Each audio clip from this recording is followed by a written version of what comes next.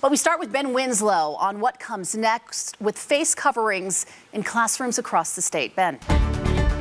The statewide mask mandate may have been lifted, but it appears the mandate for K-12 is here through the end of the school year. We prefer that the battle is not in our schools, that's held at the state level. The Utah State Legislature's Administrative Rules Committee grilled the state school superintendent and the deputy director of Utah's Department of Health on the school mask mandate. Our children in Utah have been in school for 8 months longer than most children in the United States because of these policies. Faced with protests calling for an end to face masks in schools, lawmakers are questioning why they're necessary. We started out wanting to bend the curve to be able to manage the cases. And why there isn't flexibility for schools with low or no cases of COVID. Why can't we allow those two schools to make their own decision? Are we close enough to the end that we just hold the course that we've been on versus pivoting with 1 month left? But lawmakers were also told that even with teachers vaccinated, risks remain.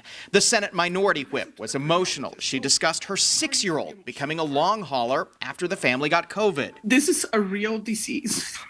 And I know as legislators, we have to make decisions for the whole state of Utah. Excuse me. But children can be devastatedly impacted. Governor Spencer Cox says he will not lift the mask mandate for K-12 schools. There are still some outbreaks happening in some schools.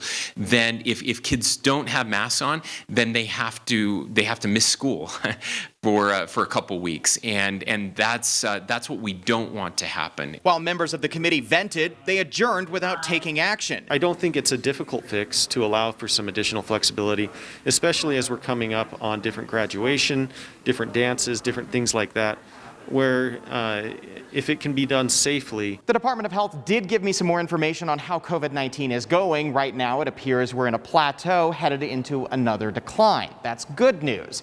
Meanwhile, about 50% of the state has either had COVID or gotten the first dose of the vaccine. They predict we could reach herd immunity by the end of the summer. On the Hill, Ben Winslow, Fox 13 News, Utah.